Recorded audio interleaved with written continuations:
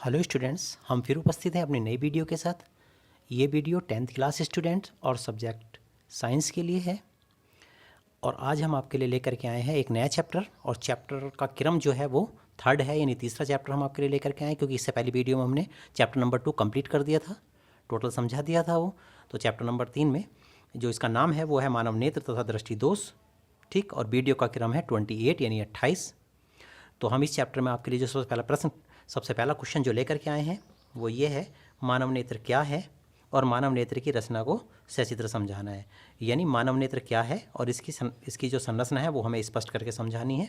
तो सबसे पहले बात करेंगे मानव नेत्र की। तो मानव नेत्र क्या है?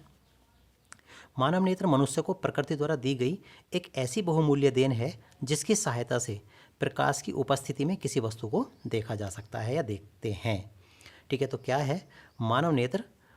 मानव नेत्र मनुष्य को प्रकृति द्वारा दी गई एक ऐसी बहुमूल्य देन है जिसकी सहायता से हम प्रकाश की उपस्थिति में बड़ी आसानी के साथ हम किसी वस्तु को देख सकते हैं। ये आपको पता है कि हमारी नेत्र द्वारा देखने के लिए प्रकाश अत्यंत आवश्यक है। अगर प्रकाश नहीं होगा तो हम किसी वस्तु को अंधकार में नहीं देख पाते हैं। तो ये एक बहुमूल्य देन है जो कि प्रकाश की उपस्थिति में किसी वस्तु को देखने में सहायक होती है। अब बात करते हैं इसकी रचना की, कि रचना में क्या क्या है और कौन कौन से इसमें पार्ट्स होते हैं और उन पार्ट्स का क्या क्या काम है, कैसे कैसे ये वर्किंग करती है, इस बारे में पढ़ेंगे। तो मानव नेत्र कांच के गोले के समान एक संरचना होती है जो कि बाहर से एक दृढ़ व अपारदर्शी श्वेत परत से ढकी रहती है। यानी सबसे बाहर जो होती है वो अपारदर्शी एक परत होती है, जो श्वेत परत होती है उससे ये ढकी रहती है। और इस परत को हम क्या कह देते हैं? दृढ़ पटल कह देते हैं। ये रही सबसे बाहर वाली परत, ये बाहर वाली परत है जिसको हमने दृढ़ पटल बोला है। इसके सामने का भाग पारदर्शी और उभरा हुआ होता है। इसके सामने का भाग ये पारदर्शी है और थोड़ा सा उभरा हुआ होता है, इस तरीके से करके। और उस उभरे हुए भाग को क्या कह देते हैं? कॉर्निया कहते हैं। क्या कहते हैं? इसके भाग को, उभरे हुए को कॉर्निया कह देते हैं, ठीक हो गया। नेत्र के भीतर प्रकाश इसी भाग से होकर प्रवेश करता है, यानी नेत्र के भीतर जो प्रकाश जाता है वो इसी भाग से अंदर प्रवेश करता है। कॉर्निया के पीछे एक रंगीन अपारदर्शी झिल्ली का पर्दा होता है जिसे आइरिस कहते हैं।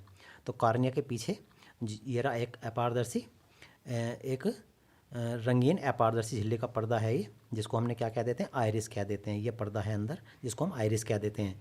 इस पर्दे के बीच में एक छोटा सा छिद्र होता है, बीचों बीच इस पर्दे के छोटा छिद्र है, ये रहा, इतनी जगह पे छिद्र है। और इस छिद्र को हम क्या कह देते हैं? पुतली या फिर नेत्र तारा कह देते हैं।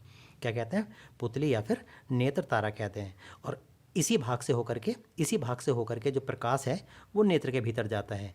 और चूंकि इसका आकार बहुत छोटा होता है तो इसलिए प्रकाश इसमें से होकर के केवल सीमित मात्रा में ही अंदर जाता है। ना प्रकाश की ना तो कम मात्रा जाती है और ना ही अधिक मात्रा, मतलब जितना आवश्यक होता है प्रकाश केवल उतना ही प्रकाश इसके भीतर यानी आँख के भीतर प्रवेश करता है, ठीक हो गया। इस भाग को क्या कहते हैं? पुतली तथा नेत्र तारा कहते हैं। यह भाग की सीमित मात्रा को ही नेत्र के भीतर प्रवेश होने देती है। आइरिस के ठीक पीछे नेत्र लेंस होता है, ये रहा नेत्र लेंस। आइरिस के पीछे ये नेत्र लेंस है जो मांसपेशियों का बना होता है, कई सारी परतों का मिलकर के बना होता है। तो कई परतों से मिलकर के ये बना होता है और इन परतों का औसत अपवर्तनांक 1.44 होता है। यानी जिन परतों से मिलकर के बना होता है उसका जो औसत अपवर्तनांक होता है वो 1.44 होता है। यह लेंस अपने ही स्थान पर मांसपेशियों के सहारे टिका रहता है। ये अपने स्थान पर रहता है और मांसपेशियों की सहायता से ये टिका रहता है तथा इसमें अपनी फोकस दूरी बदलने की क्षमता होती है। इस लेंस की ये विशेषता होती है, स्वतः ही अपनी फोकस दूरी को बदल लेता है, फोकस दूरी बढ़ा भी लेता है और फोकस दूरी घटा भी लेता है, ठीक है। अब उसके बाद कॉर्निया और नेत्र लेंस है। ये तो है कॉर्निया और ये रहा नेत्र लेंस। इसके बीच में खाली स्थान है। ये इसमें जो होता है एक नमकीन जलीय द्रव भरा होता है। ये कैसा द्रव भरा होता है? ए के बीच एक नमकीन पारदर्शी द्रव भरा होता है जिसे जलीय द्रव कह देते हैं। ये लिखा हुआ जलीय द्रव, नमकीन जलीय द्रव भरा होता है ये। इसका अपवर्तनांक 1.336 होता है। जो द्रव भरा होता है उसका अपवर्तनांक कितना होता है? 1.336 होता है।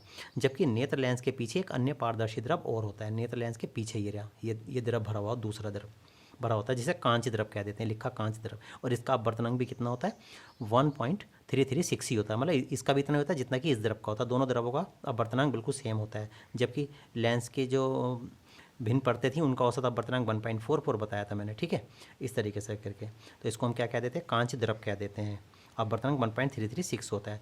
दृढ़ पटल के नीचे काले रंग की एक अन्य झिल्ली होती है। तो दृढ़ पटल के नीचे, ये दृढ़ पटल सबसे भारी वाला भाग था, इसके नीचे जो मैंने रेड कलर की दिखाई है ये काले रंग की होती है। इसी को हम क्या कह देते हैं? कोरोइड कह देते हैं। क्या कह देते हैं इसको हम कोरोइड कह देते हैं।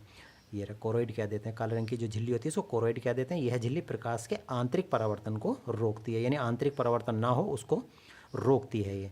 जबकि कोरॉइड के नीचे एक पारदर्शी झिल्ली और होती है, देखिएगा कोरॉइड के नीचे, ये रख कोरॉइड के नीचे एक झिल्ली और होती है। अरे झिल्ली को क्या कह देते हैं हम? रेटिना कह देते हैं। एक झिल्ली और होती है जिसे हम रेटिना कहते हैं। यह प्रकाश सिराओं की एक फिल्म होती है, प्रकाश सिराओं की एक फिल्म होती है। ये सिराएं वस्तुओं के प्रतिबिंबों के रूप, रंग और आकार का ज्ञान मस्तिष्क तक पहुंचाती है। यानी जो रेटिना होती है, जो कि प्रकाश सिराओं से मिलकर के बनी होती है, ये प्रकाश सिराएं प्रतिबिंबों का रंग, यानी जो हमने वस्तु को देखा ना, वो किस रंग की है, उसका आकार कैसा है, उसका रूप कैसा है, उन सभी ज्ञान को वो मस्तिष्क तक पहुंचाती है। कहाँ तक पहुंचाती है? मस्तिष्क तक पहुंचाती है। और जिस स्थान पर प्रकाश सिराएं रेटिना को छेद कर मस्तिष्क में जाती हैं, उस स्थान को हम अंधबिंदु कह देते हैं। तो देख लीजिएगा, जो प्रकाश सिराएं हैं सारी की सारी, ये यहाँ से छेद करके ये मस्तिष्क में जा रही हैं, सारी प्रकाश सिराएं हैं, और ये यहाँ से मस्तिष्क में चली जाती हैं। और मस्तिष्क में जाने के बाद ये सारी सूचनाएं, जो हम वस्तु को देख रहे हैं, वो वस्तु कैसी है, उसका आकार कैसा है, उसका रंग कैसा है, रूप कैसा है, उसकी सारी सूचनाएं इन प्रकाश सिराओं द्वारा मस्तिष्क में पहुंच जाती है। और मस्तिष्क ही उस वस्तु की गणना को करता है कि वो वस्तु कौन सी है। समझ रहे बात को? तो जिस स्थान से होकर के प्रकाश सिराएं जाती हैं, उस पर जो बनने वाला बिंदु है, जहाँ पर यहाँ प्रकाश बिल्कुल नहीं आता, तो इसको हम क्या कह देते हैं? अंधबिंदु कह देते हैं। क्या कह देते हैं इसको हम अंधबिंदु बोल देते हैं। ठीक हो गया? अंधबिंदु इसलिए बोला गया क्योंकि यहाँ पे प्रकाश नहीं पहुँचता है, प्रकाश नहीं आता है, इसलिए इसको अंधबिंदु के नाम से जाना जाता है। ये अंधबिंदु हो जाता है। ठीक हो गया? अब इस रेटिना के ठीक बीचों बीच, रेटिना ये है ना, अंदर वाला भाग रेटिना है, देखो दिखा भी रखा मैंने, लिखा हुआ है रेटिना, ये रहा अंदर वाली, सबसे वाली अंदर वाली जो परत है, ये रेटिना है। ठीक है? तो इसका जो बीचों बीच वाला भाग है, ये यहाँ पर अगर प्रतिबिंब बनता है ना किसी वस्तु का, तो सबसे ज़्यादा स्पष्ट और चमकीला रहता है, और ये पीले रंग का भाग होता है। इसलिए इस बिंदु को हम पीत बिंदु कह देते हैं। क्या कह देते हैं? इसको पीत बिंदु कह देते हैं। ठीक हो गया? तो ये थी मानव नेत्र की कंप्लीट संरचना और मानव नेत्र के छोटे छोटे भाग, जिनका जो काम होता है वो हमने आपको समझा दिया। तो ये मानव नेत्र हमारी कंप्लीट हो जाती है। बाकी नेक्स्ट टॉपिक के साथ या नेक्स्ट क्वेश्चन के साथ हम नेक्स्ट वीडियो में फिर मिलेंगे। धन्यवाद।